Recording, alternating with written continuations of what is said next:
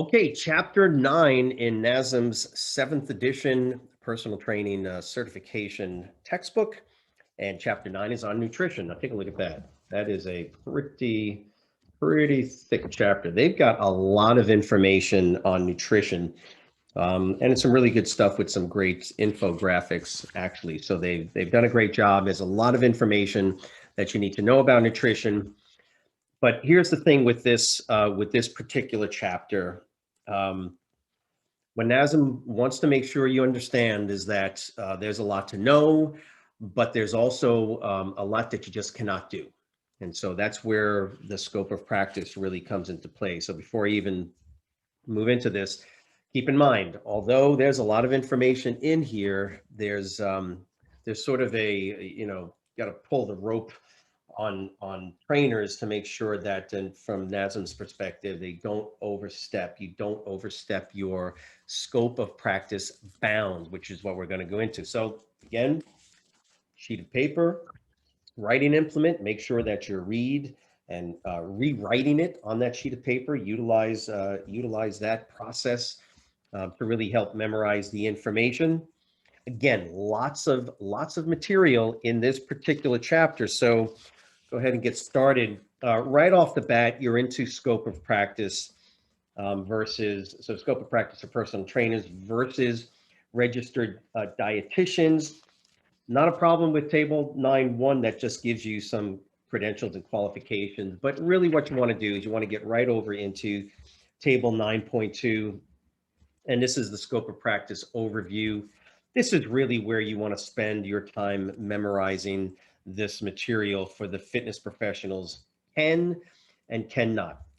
Keep in mind that the goal here ultimately from the nutrition chapter is to give you information about foods, about the macronutrients, minerals, vitamins, credible sources of information, things of that sort. But keep in mind, when you go through the scope of practice, you're going to realize that a lot of things that you think you would like to do or help people with really fall outside the scope of practice of the fitness professional. And so that's why table 9.2 is where I would spend a little bit of time. Then, of course, assessing credible nutrition information.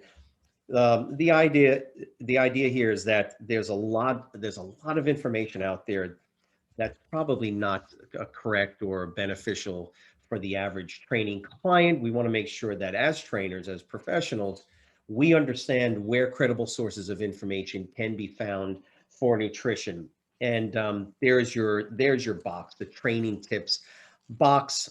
It's not a bad idea to go to these particular websites, for instance, Academy of Nutrition and Dietetics.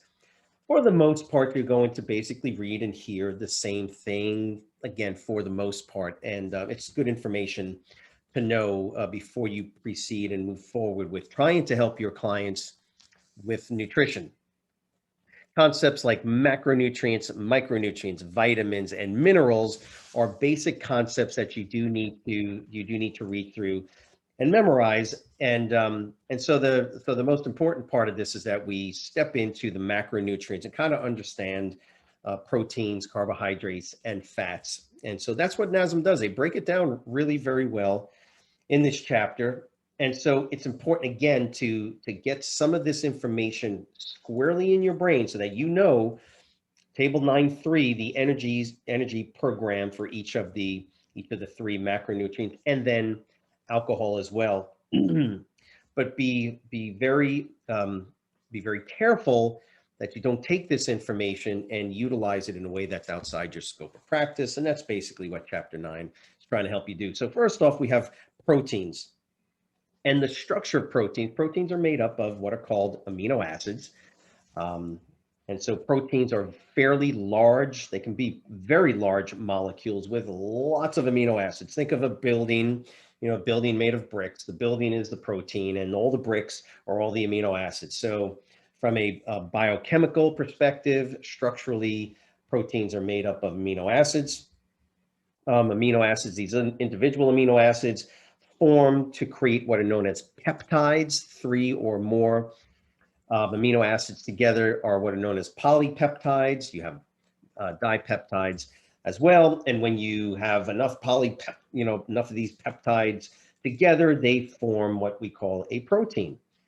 And so that's essentially what we're getting here on page 254. There are, when we look at amino acids themselves, there are what we call essential amino acids and non-essential amino acids. Table 9.4 gives you a breakdown of the essential and the non-essentials and what are known as conditionally essential. The most important thing to remember about essential versus non-essential is that essential amino acids are those amino acids that your body simply cannot make on its own internally within its own metabolic capabilities and processes. So essential amino acids must be consumed in the diet. In other words, I'll have a look over here. Leucine, valine, isoleucine, leucine, isoleucine, and valine, for instance, are essential amino acids. If your body needs valine or isoleucine or leucine, for instance, it cannot make it itself. It can with the non-essentials. If you don't have enough alanine in your body can actually metabolically put together enough of the molecules to create an alanine amino acid. It can do that. You don't have to get it from your diet necessarily. The essential amino acids, though, if your body doesn't have enough leucine in the diet, right, one of the branched chain amino acids, if it doesn't have enough of that, it can't make it. You got to get it from your diet. You will be deficient in, for instance, in that. So that's what essential simply means, is that you got to get it in your diet. Your body can't make it on its own. The non-essentials your body can make. For instance, if your body needs more myosin, right, myosin proteins. Myosin is a pretty big protein, approximately about 10,000 amino acids just to make up a single myosin protein. That's a lot of amino acids. A lot of those amino acids are essential. A lot of those are non-essential. But if you don't have enough of those essential amino acids to make the myosin protein, well, you're going to be deficient in it, and the body can't make the protein. Remember, the body has to have all the bricks to make the building. Okay, you can't not have certain bricks in the building. It's got to have all of those bricks, and so therefore, the point is that you've got to get essential amino acids from your diet, from the foods that we eat. The idea then with essential, non-essential amino acids is this leads us to this understanding of complete versus incomplete proteins. So like we said, proteins are made up of lots of amino acids. If a protein, for instance, does not, right, complete proteins are protein sources that provide all the essential amino acids. So if a protein that you're eating does not have all of the essential amino acids in it, it's an incomplete protein. If the protein you're eating contains all of the essential amino acids, plus the others, the non-essentials, but if the protein you're eating contains all of those 2, 4, 6, 8, 9 essential amino acids, it's what's known as a complete protein. Incomplete means that that protein that you're eating is deficient in one or more of those essential amino acids. Okay, so that leads us to another concept, which is the quality, right? The quality of the protein. So table 9.5 gives you a listing of, examples of complete proteins. And we know that for the most part, animal products, animal-based products, so meats, eggs, poultry, seafood, dairy, those are going to provide complete proteins. Really, the only other substantial complete proteins from plants are going to come from soy and hemp. Pea protein does to a certain extent, but the quality of plant proteins are generally not as high, which is what we talk about here on page 257 when we talk about protein quality. So protein quality is based on what's known as biological value. So BV. So you can essentially say that a protein, particularly from plants that are deficient in one or more of the essential amino acids, has a low biological value.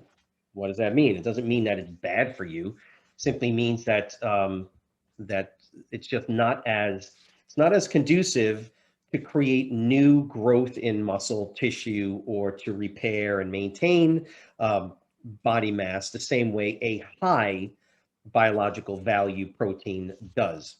Because remember, if you're eating a protein that's deficient in essential amino acids, you're going to have to figure out a way to get those other essential amino acids in your diet. Meat, for instance, or dairy or eggs, they already have it. They have all of the necessary components to help you build, right, more myosin proteins, more actin proteins, whereas plant proteins tend to be deficient in one or more. Again, we're not talking about whether it's good or bad for you. We're simply talking about the efficiency with which a particular protein can provide you with all the necessary amino acids. And so plant proteins tend to be of low biological value, and animal proteins tend to be of high biological value. So there's also another way that we can look at it, which is the protein efficiency ratio, and as well as the PDC AAS, which is the protein digestibility corrected amino acid score. By the way, that is pretty much the gold standard now. So we have biological value, we have PER, or protein efficiency ratio, we have MPU, which is the net protein utilization. But kind of the standard, or at least the gold standard, has been for a long time the protein digestibility and corrected amino acid score. But now the net protein utilization way of testing the quality of a protein is also pretty good. So these are things that definitely you would want to know, because it tells you something about the quality of the foods, proteins that people are getting. We're not saying don't eat a vegan diet, don't eat a plant-based diet. just be, understand, just be aware that the quality of those proteins you're eating are not that good. And that's one of the reasons why plants are not necessarily where we want to get from an efficiency perspective.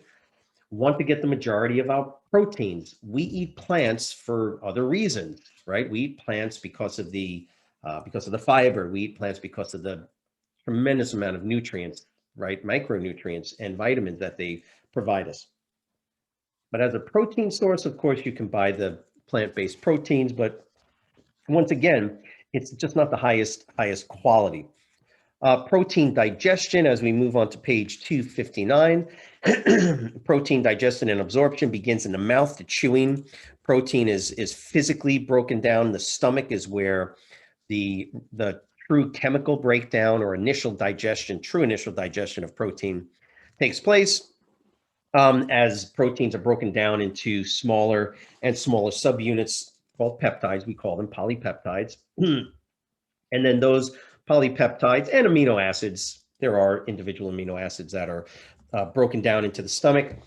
They'll make their way into the small intestines, where the breakdown process will continue actually in the small intestines, where they will be absorbed into the what's known as the hepatic portal, or the portal vein that takes it to the liver. Hepatic means liver.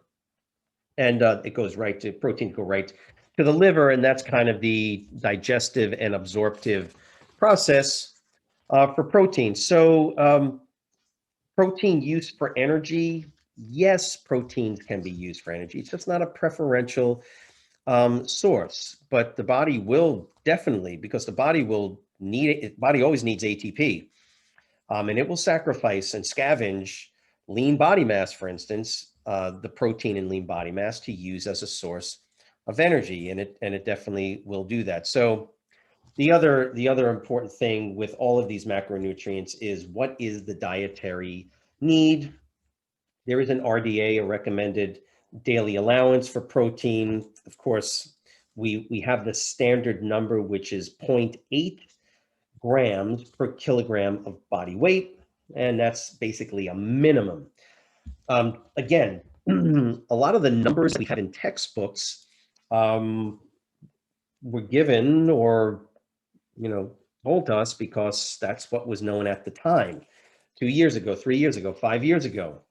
The reality is that there's always updates to this. That 0.8 is about the lowest you would ever go with the average person. There's research now out there that's talking about doubling that number, that the average person should eat double that, 1.5, 1.6. Normally we kind of look at 0.8 to 1.2, but you can make modifications with a client, just as a for instance. You can make modifications as they continue and they train. If they're not gaining lean body mass, you can make these adjustments. All NASM is saying is that those are the numbers that we get from the government, right? The recommended daily allowance, and it's a minimum to make sure that you don't go into negative nitrogen balance.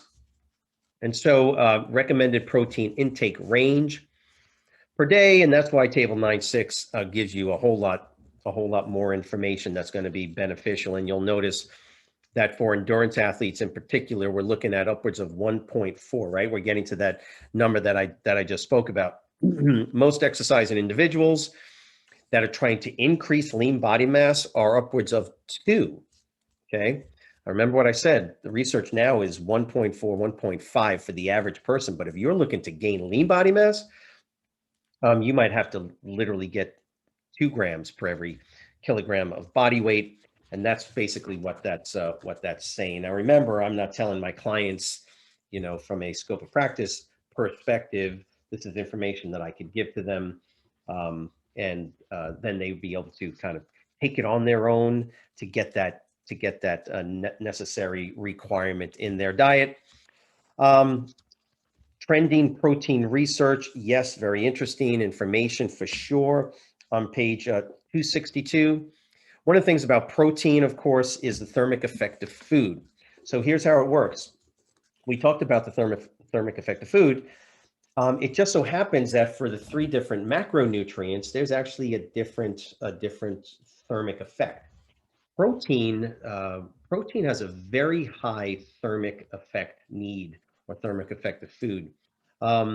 In other words, it takes a lot of energy, a lot of calories to get the calories out of the protein versus carbs and fat. So protein has a very high thermic effect. So that's why when people eat high protein diets, if it's low calorie and high protein percentage wise, just the thermic effect of food alone is going to have a very high caloric requirement. That's why, that's one of the reasons why people that eat more and more protein will tend to have a higher thermic effect of food. Their total caloric need is not being met because the amount of protein that they eat is not going to yield the same number of calories at the end of the day as carbohydrates and fats do.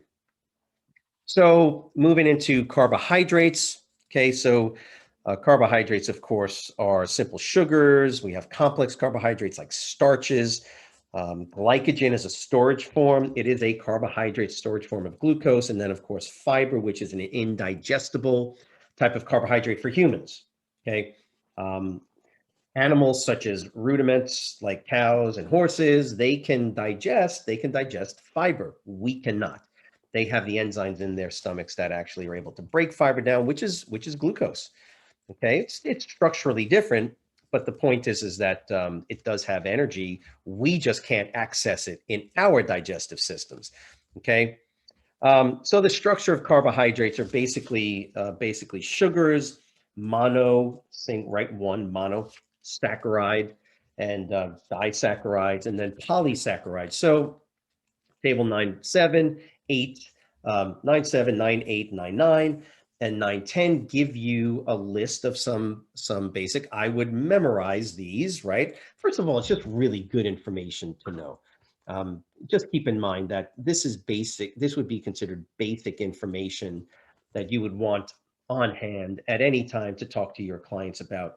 Anyway, carbohydrate digestion, absorption, and utilization.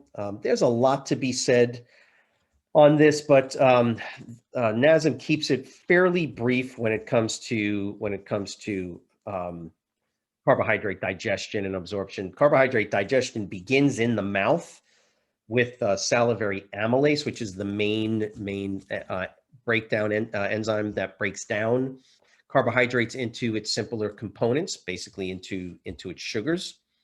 That continues in the stomach, and then the sort of the final end stage of carbohydrate breakdown into one of the three monosaccharides is going to take place in the small intestine. Glucose, blood sugar, right? That's what blood sugar is glucose, is going to be elevated as you consume carbohydrates, gets broken into glucose, into the small intestines, absorbed, right? Absorbed into the hepatic portal, right? Some of it goes straight into the bloodstream and increases and elevates blood sugar levels. And that has to be modulated and regulated by the hormone insulin. So mouth, stomach, small intestines, portal, vein, liver, circulation. That's how it works. Carbohydrates, main source of fuel that your body, will use, particularly during exercise and higher intensity exercise. The glycemic index, page 266, the glycemic index is basically a chart of carbohydrate containing foods. The glycemic index tells you something about the food you eat. And that thing that it tells you is how quickly the food that you're eating, provided contains carbohydrates, how quickly that food, after you put it in your mouth, gets turned into glucose in your blood system. So it's basically how fast that donut that you ate, right? That donut you just ate, from time zero, when did we notice in your blood? And you got to obviously take a blood sample. How long did that take to happen? How long did it take from eating it to now where we pick it up in the blood system? How long did that take? What we're going to do is we're going to take that. Was it 5 minutes? Was it 20 minutes? Was it, I don't know.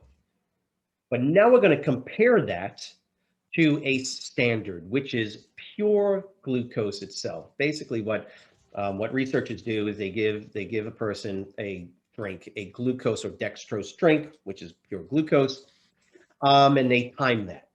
The amount of time it takes to drink this glucose syrup, drink it, get it into your stomach, small intestines, into your circulatory system, and they can pick it up. They can see when that happens. How long did that take?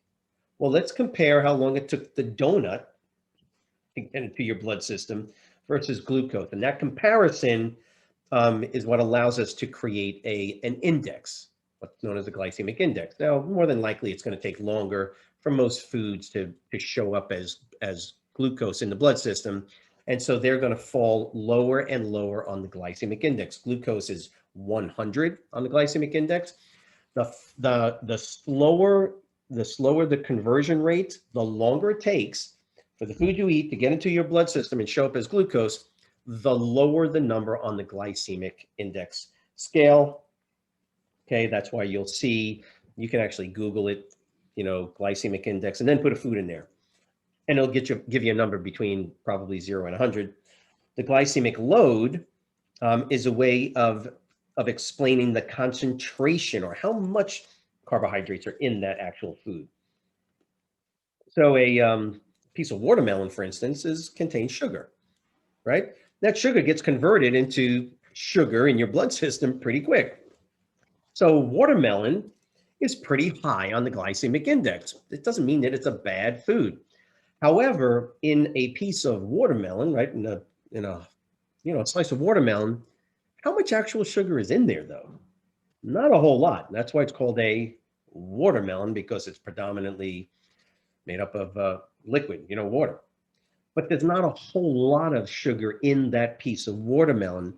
And so it's relatively low on the glycemic load. What's the concentration of sugars or carbohydrates, excuse me? And that's what the glycemic load tells you. What are the dietary carbohydrate needs? Okay, well, there's a recommendation on table 9.2, recommendations for athletes. Normally, the way we do it is we would say that that you would consume a certain percentage of your calories that you eat every day from the macronutrients. But what table 9.12 is showing you is another way, which is that you should be consuming, if you're an athlete, again, these are generalizations, you can see the numbers that are proposed. Carbohydrate before, during, and after exercise. There's a fair amount of research on all sides of this that says, you know, consuming carbohydrates before exercise has a sparing effect on protein. I will say that at the end of the day, it's based on the person whether or not you're going to consume carbohydrates before your exercise, even during. Now, for endurance athletes, the recommendation is, and this is pretty well established, is that if you're an endurance athlete, for sure you should be consuming during your actual event. Just as a for instance, marathoners will consume carbohydrate gels, right? Midway, coming through, even 3/4 of the way through at the 20-mile mark, 22-mile mark. In some cases, every athlete's different, but that is the recommendation. Triathletes, the same thing, will consume carbohydrate gels to ensure that energy needs are met. Because the longer you are at higher levels of metabolic activity, obviously you're going to run through your glycogen stores, and your body might actually start tapping into, well, it will, protein stores. And so you want to feed it carbohydrates to offset the use of protein or amino acids as a source of fuel. So it's important that endurance athletes stay hydrated and consume these glucose-based carbohydrate gels that break down pretty quick. So lipids or fats, and the proper term is lipids. By the way, both protein and carbs provide 4 grams, and that was on that chart early in the beginning of the chapter, 4. Lipids provide 9 calories per every gram of 9 calories, and that's a lot of energy. That's more than double what you get from carbs and proteins, and that's what lipids' main purpose is to provide a storage form of energy when your body needs it. There's other reasons why lipids are important, of course. The structure of lipids, in table 9.3, for instance, before we get into the structure, the type of lipid, triglycerides, phospholipids, and the sterols, their description, food sources are important. So I would look at table 9.13 and try and get a decent understanding of what lipids, where you find them, and exactly what they are. Triglycerides, of course, that's the body's sort of main storage form of fat. When we talk about fat, fat on your, that's in the form of triglycerides, body's main storage form of fat. We do need to understand a little bit about the structure of fats, and fats are classified in a number of different ways. One way that we classify fats is according to whether they are saturated or unsaturated. And that simply has to do with the chemical structure of the actual molecule.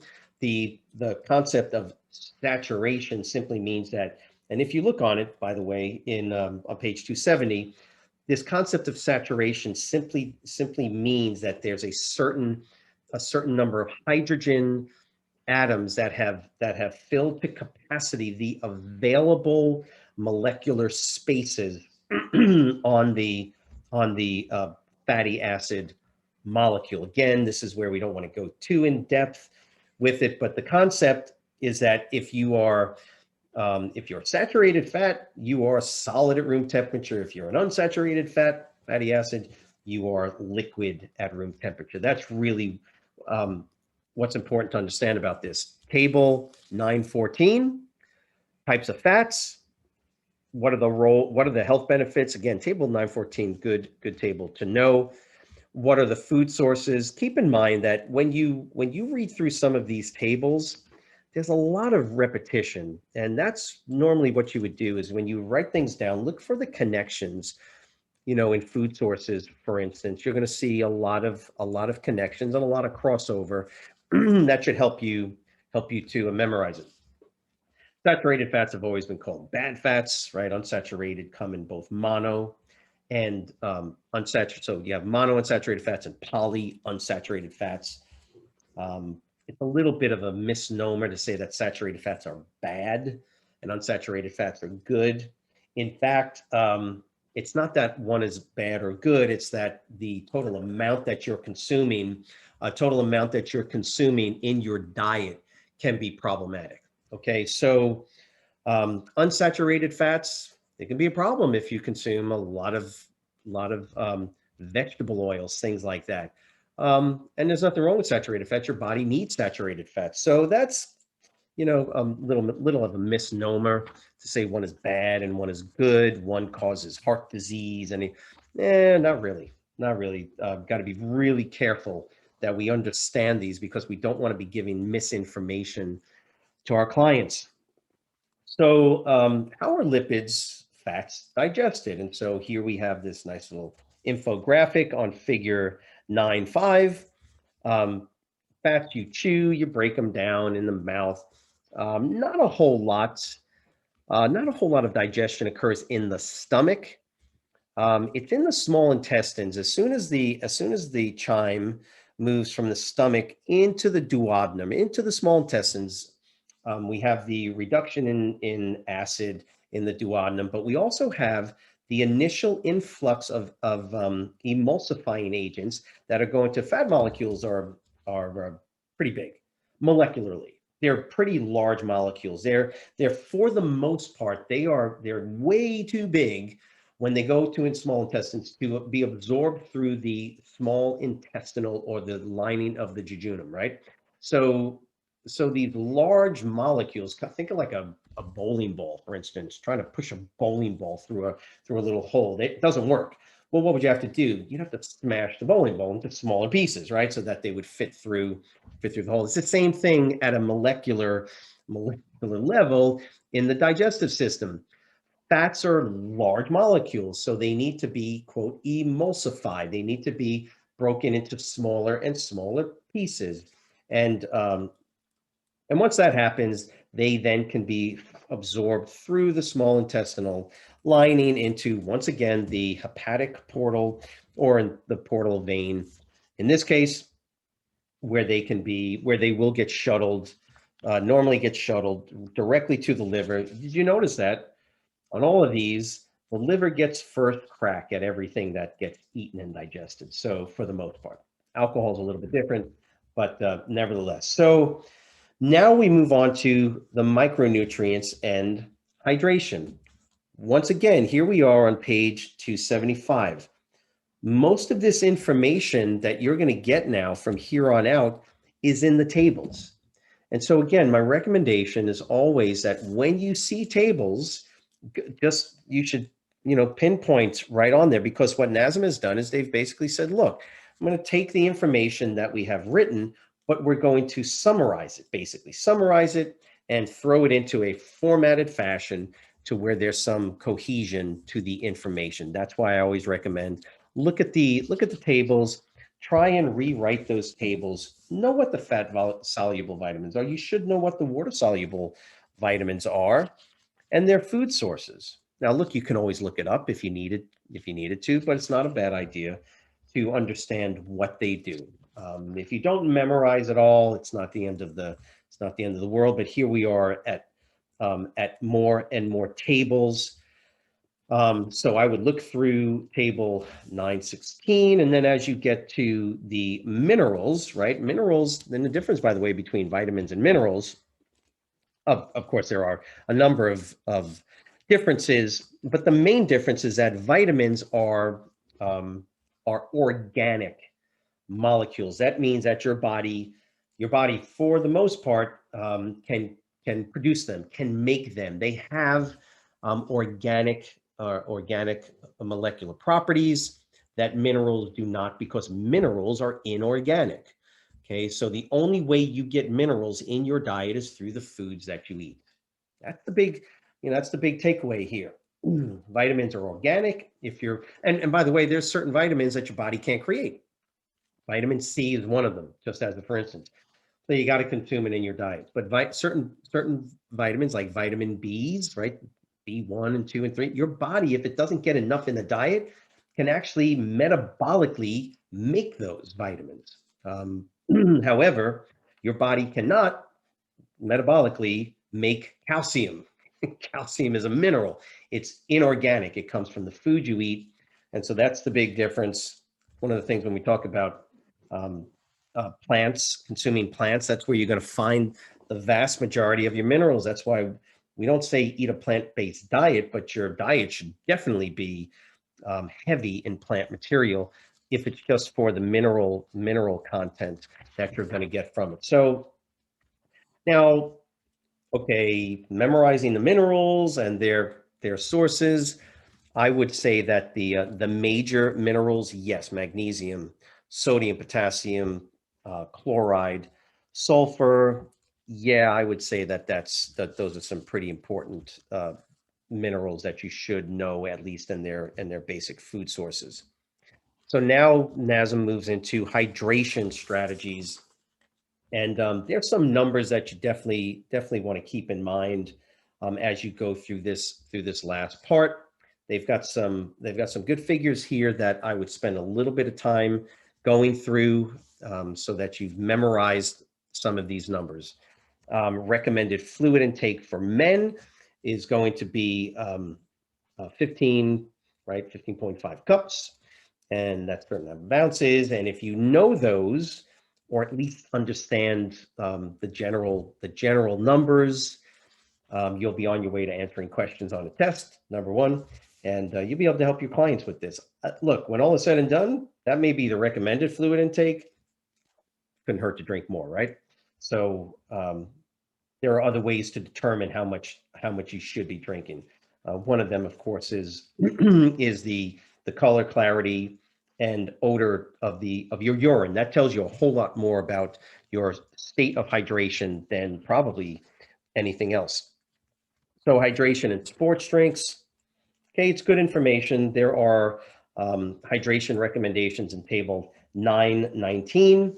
And then we come into nutrition strategies and factors that influence weight management. And here we're back to the first law of thermodynamics. And I would say that there's more issues related to weight gain than just nutrition. And NASM hits on that: poor sleep, endocrine disorders, medications, as well as just metabolism.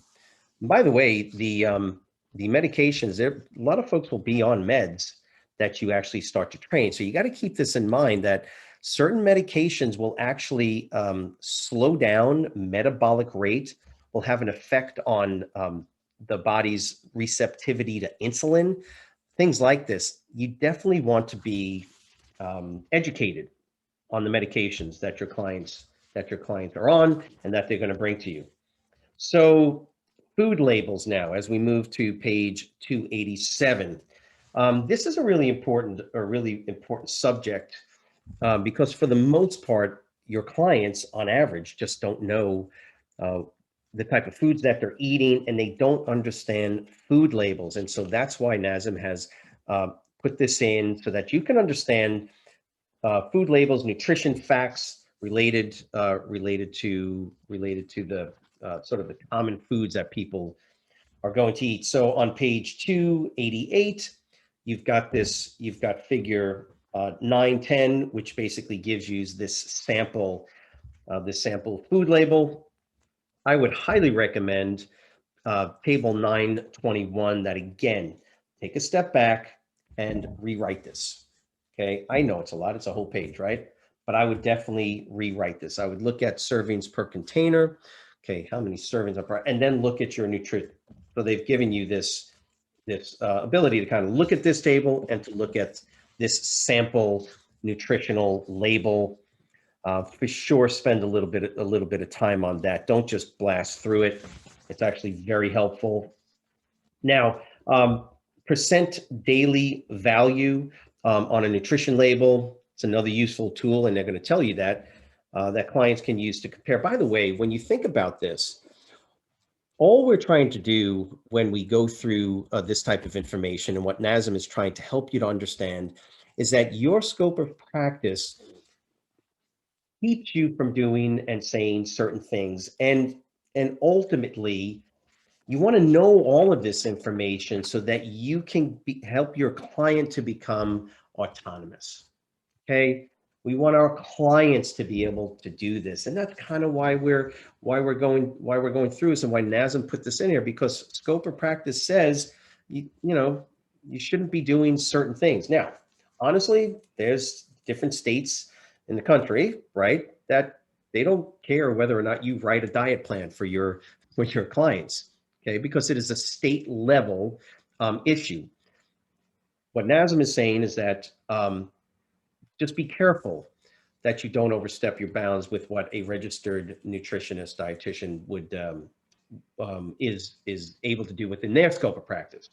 So again, I just taken a little aside to kind of get you to understand that things like percent daily value, reading food labels, really what you're doing is you're saying to your client, here, let me help you out. I can give you some coaching. I can help you out with some information, but really it's on you to kind of figure this out. So now color coding, and they're giving you information on UK food labels. I would pass by through that. And goal-based nutrition strategy. So now we're in the realm of the real world fat loss strategies. And really, at the end of the day, what is the main fat loss strategy?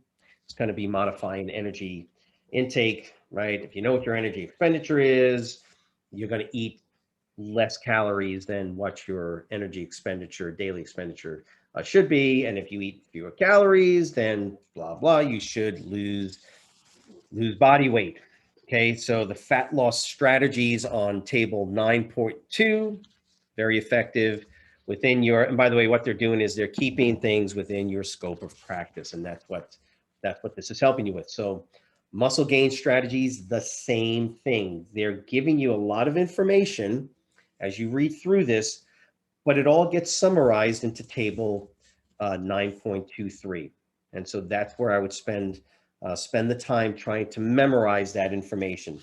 Now we move into sports performance strategies. It's a little bit more challenging because it's more of an art, because every athlete is different.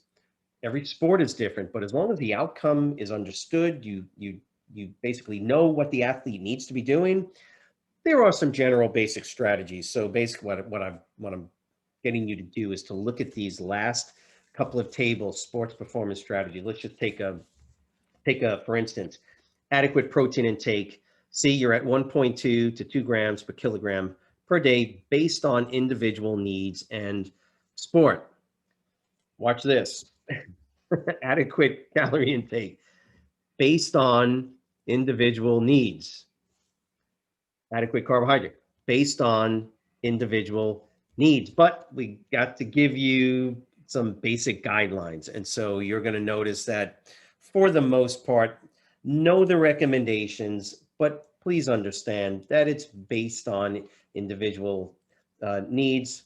NASM has done a great job giving a ton of information on nutrition in chapter 9. Go through the summary. You may be surprised to find that there's actually a lot of real world information that you can glean from this, as well as the academic component. Lots of bullet points here, and there's a lot to learn from chapter 9 on nutrition. So as always, I look forward to seeing you in the next chapter, which in this case will be chapter 10.